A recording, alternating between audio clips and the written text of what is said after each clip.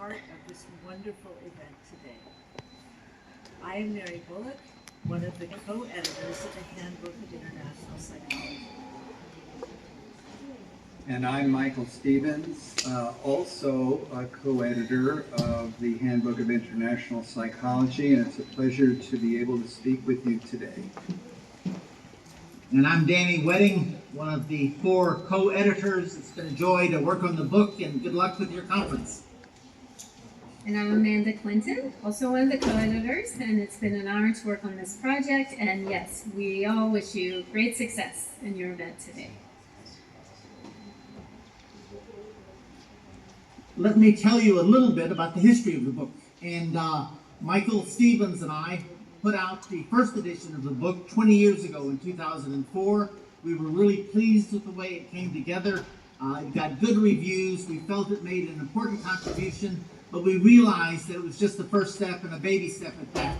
There were a number of countries we didn't cover in the book, and we realized that it was time to do a second edition. 2 decades had passed and psychology had changed a lot. And so Michael and I had the good fortune to recruit Mary and Amanda. And they are 2 of the world's leading authorities on international psychology. And so we're so happy to have them be a part of the book. It's been a real joy to work with them. The 4 of us worked beautifully together. We had innumerable conference calls, and I'm so pleased with the work that went into the second edition. And we're so pleased you're having a conference about the book in Kenya. Thank you, Danny, for showing the actual volumes that we've been a part of. The Handbook of International Psychology second edition also has its own website, and we just want to show you some features of that. There's a link to a book flyer with a discount for people who would like to purchase it. But more importantly, here are the countries and the territories that are covered in the second edition. And you can see that there is broad coverage across the globe, including in Africa.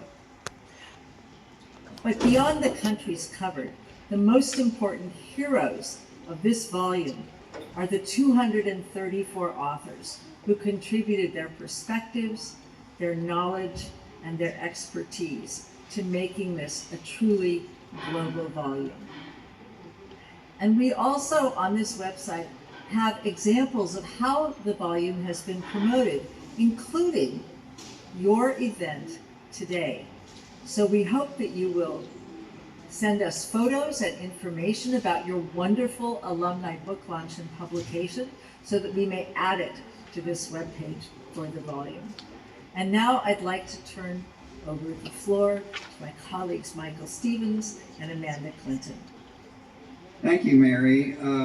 Let me just talk for a moment or 2 about the background to how we approached the work that we did in editing the book and in collaborating with our esteemed authors.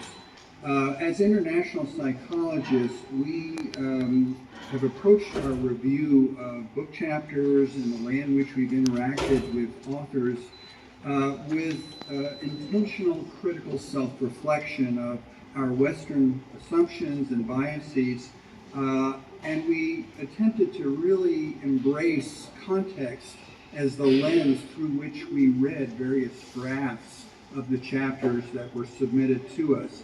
And the reason why I'm talking about this is that Western psychology and psychologists, unfortunately, have come rather late to recognize that psychology really is situated in the various contexts in which it grew and developed and exists today.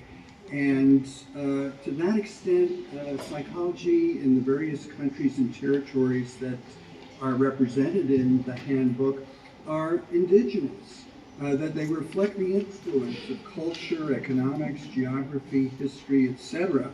And we wanted to be very sensitive to that. So all of us, Mary, Danny, Amanda, and myself, we really strive to undertake our editorial task with curiosity, with openness, with respect, and most importantly, with humility, because we really wanted to learn. about psychology in Kenya and various other countries, and we wanted to give support to you, Lucy, Mary, and Margaret, in order to give voice to psychology in Kenya.